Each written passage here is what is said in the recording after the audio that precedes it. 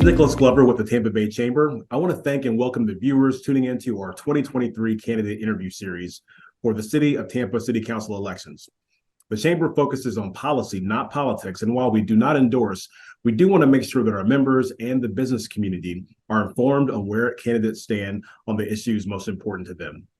We're excited to have Councilman Guido Maniscalco with us today, running for City Council District 2. Thank you for joining us, Councilman. Thanks for having me. Thank you. Thank you.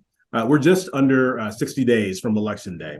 And now that we're in this final stretch, can you give us a brief update, 30 seconds or less, an update on the campaign and where you see things going and what message you want to deliver to voters? Sure. So it's been a pretty quiet campaign, but now, as you mentioned, I mean, we are 40 some odd days from Election Day, from March 7th. Early voting begins before that, but absentee ballots start going out in the next week or two, actually in the next week and a half. But our campaign is proud to have picked up quite a few key endorsements. First and foremost, the Tampa Firefighters Union, the Greater Tampa Realtors. We have the West Central Florida AFL-CIO, and the endorsements keep trickling in, which is keeping our momentum up. I'm running for a citywide at-large seat, and I've been on the city council since 2015, but I'm term limited in the district seat that I'm in, so I'm running at-large. So I'll be on everybody's ballot that lives within the city of Tampa city limits, and we go from there. Again, it's a sprint to the finish line now. Thank you, Councilman. Let's switch gears and talk about housing, something that's very important to the Tampa Bay Chamber and to the business community. Workforce housing, the Chamber has identified as that missing middle, that 80 to 120% of area median income. And what I want to ask you is, what zoning or policy changes would you support to address this growing need for housing in Tampa? So we have to grow our way out of this crisis that we're facing with workforce housing, affordable and attainable housing. One of the things that we can do from a policy or code point of view is look at how we address ADUs or accessory dwelling units, perhaps expand that but that policy and that to make that more allowable throughout other parts of the city, where people that have properties, they can build these ADUs or mother-in-law suites, however you call them, on their property. They can rent them out. Not only does the property owner, the homeowner, earn extra income, but at the same time, they're creating an affordable situation.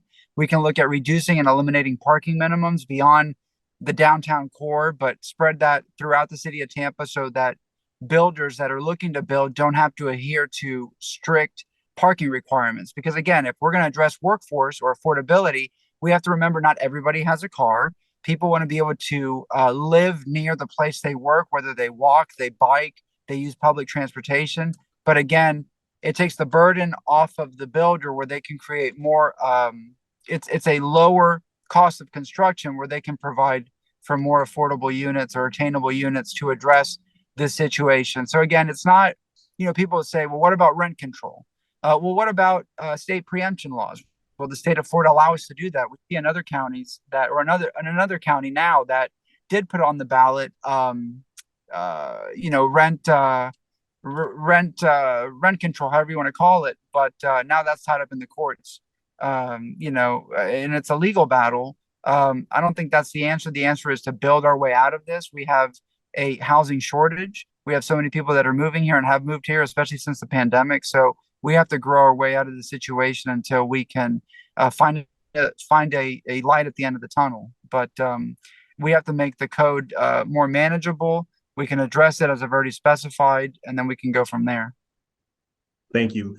Councilman, let's switch gears. And I was preparing to ask you a question about the budget. I'll come back to that, but you mentioned preemption. So local governments across the state have been pretty critical of the legislature in recent years. Do you agree that preemption has become a problem in Tallahassee? And if so, how would you work to establish a more productive relationship with our legislative delegation? I do believe it's become a problem because, we are elected at the municipal level by the people that live within our city, and we're trying to address problems and solve problems that are affecting the people that live within the city of Tampa. Yet Tallahassee seems to think, and many times and very often, that preemption is the way in order to protect the people. But at the same time, it keeps us from being able to properly serve and do our work. I believe in building relationships, keeping lines of communication open. And the very least that we can do as elected representatives in the city of Tampa is directly address and meet with our lawmakers that we can bring more fair policy changes and think more about home rule instead of preemption laws that, again, tie our hands from being able to serve our constituency, or at the very least answer to the people that are coming to city council, coming to us on Thursdays during public comment, that are frustrated, that are looking to us for solutions.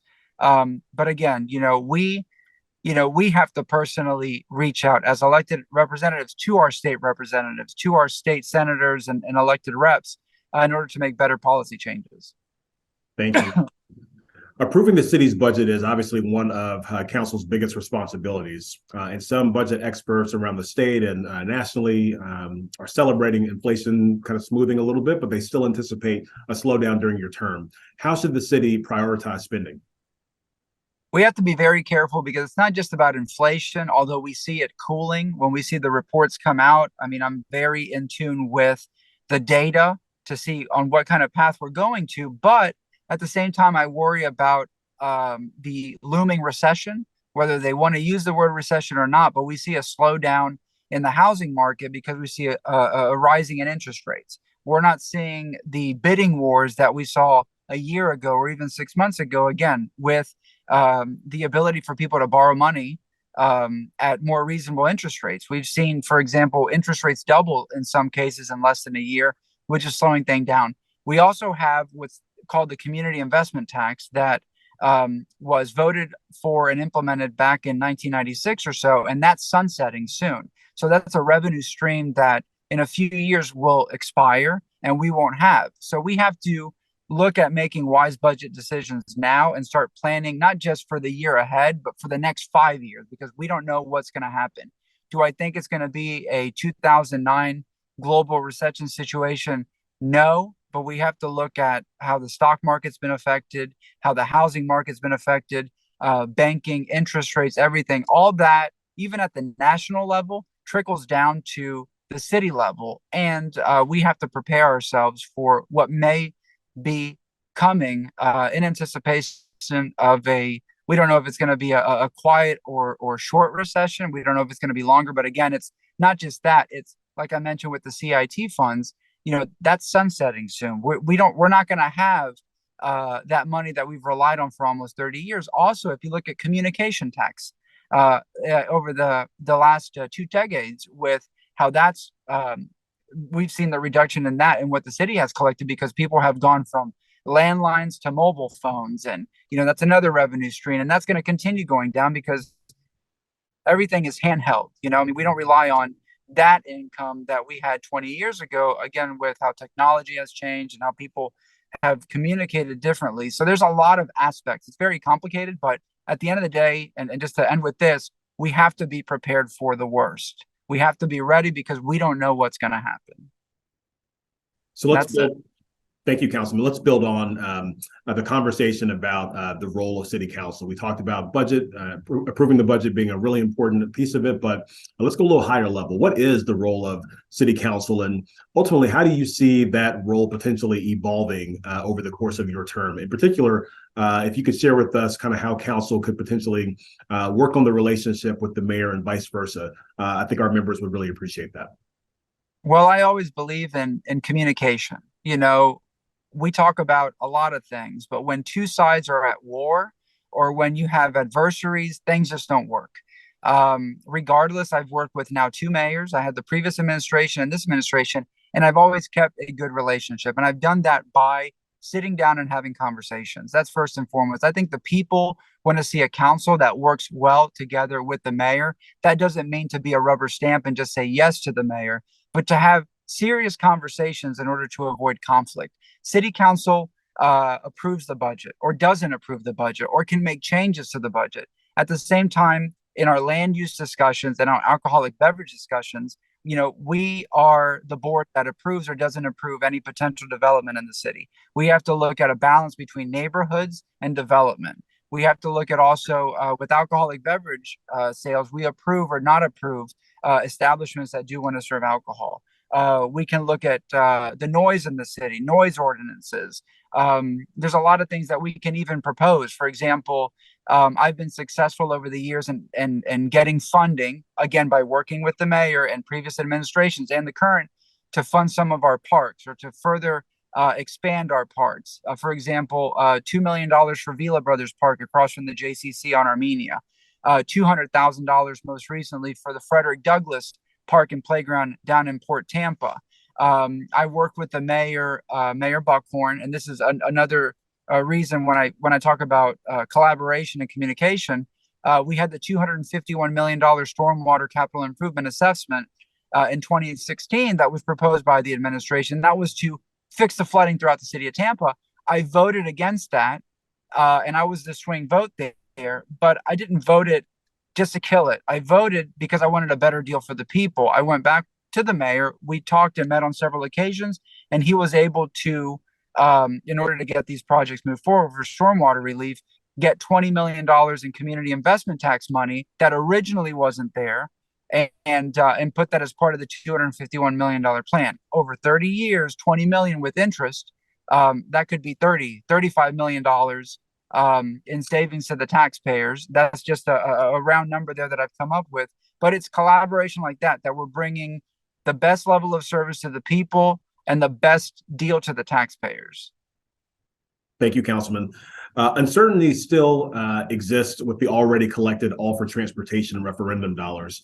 As I'm sure you're aware, the fate of those dollars now rests in the hands of the Florida legislature. Assuming that Hillsborough is able to secure those funds this legislative session, what are the most important transportation investments that you'd like to see? Okay, so it's a big chunk of money. We're talking in the millions of dollars. And one of the biggest concerns that I get from people are, when is my street going to get paved and when are you going to build the sidewalks? You know, that amount of money, since it's already been allocated, should go back to the municipalities or, let's say the county, and then come down to the municipality so we can catch up on these projects. People are frustrated. You see the quality of our roads, and it's a minimal budget compared to the almost $2 billion city budget. It's just a few $1,000,000 that go to our roads. Less than that goes to our sidewalks. And again, people, they want something tangible. They want to see where their tax dollars are going. And if we can allocate that, a chunk of that money towards our roads and our sidewalks, that would be good. We can look at allocating some of that money towards the streetcar and expanding the streetcar to take it further north out of downtown and into the heights. At the county level, with the funds that they get, I think we should expand Hart's budget so we can invest in public transportation, because for a county this big, Hart's budget is so small. And put those dollars to good use, not to a stadium, not to put it to where we are improving the quality of our infrastructure. Again, roads, sidewalks, transportation, public transportation, whatever it is, but put that money where it deserves to go. Thank you. The utilization of public-private partnerships continue to be an asset for local governments across the country. What opportunities, Councilman, as you see it, are there for P3s for the city of Tampa? I think we have to work collaboratively. I mean, we've seen it, for example, with Water Street. I look at that as a great example of public-private partnerships and how we could invest taxpayer dollars towards helping improve and build that infrastructure down there. At the same time, it allows the builder to create, as you can see, I use Water Street as an example. You can see it's a new downtown. It's a well-planned new city or new neighborhood in the city of Tampa. That's a perfect example. And that's a multi-billion-dollar investment that the rewards are perhaps more than we can imagine, because the tax revenue generated from that, the housing, the job opportunities, so on and so forth. But we should expand that. We have a lot of other big projects coming down. We have gas works right outside of Ybor City, and between that area, we've seen how successful armature works has been. We've seen utilization of our rivers. For example, and this may not fit in with public-private per se, but Zoo Tampa wishes to expand, and they want to expand further to the river. There's city-owned land there where we use it for parks and rec, for equipment, old equipment. There's other vehicles on that property, but the zoo, and this is just recently, they've announced their expansion where they want to expand the zoo towards the river, activate that waterfront. Is it a purely private-public partnership? The zoo is not asking for dollars from our budget. They're looking for the land, so we can do a land swap. But again, the investment in the community, it's things like that, and beyond. When we work together, the end goal has to be that we make this community and the city better for everyone. And again, all lines of communication should be open and all things should be considered. Maybe not every idea is the best idea, but if we're going to grow, we have to grow together and we have to work together. Again, there's no point in fighting one another. When we talk about collaboration, when you talked about a relationship between the city and the mayor, how about relationships between the business community and local government? Again, the end goal that we all want is to make this community a better place. And we do so when we work together. Councilman, thank you for that response. We've touched on several important issues, but before we wrap up, is there a priority that we didn't discuss or something that you would like to reemphasize? Now would be the appropriate time to do that. Well, we talked about housing, and I think that's the most critical. And I talked about some of the things that I'd like to do and I'd like to see done that city council can do. I don't want to make empty promises and say we're going to fix everything, but this is within our purview and what we can do to help the situation and perhaps solve this crisis. At the very least, improve it and help people that are in dire need of workforce housing, affordable housing. Everybody. We have to take care of a lot of people. It doesn't matter, who it is. People want to live here. People are coming here, and they should be able to live in dignity and not have to worry that they can't find a place to live. Second, public safety is huge. We look at inadequate fire coverage. We talked about the growth in Tampa, but we haven't talked about the public services. Do we have enough fire coverage, police coverage? Do we have enough fire stations? Do we have enough rescue vehicles? We don't.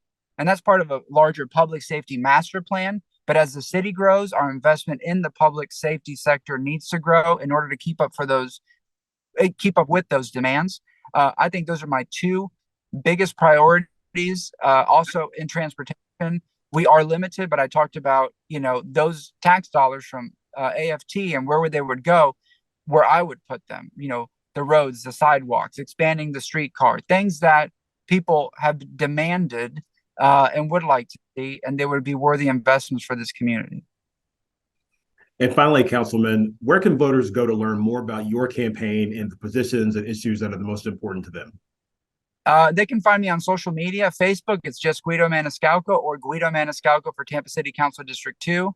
The same goes for Twitter. My handle is @Guido Maniscalco.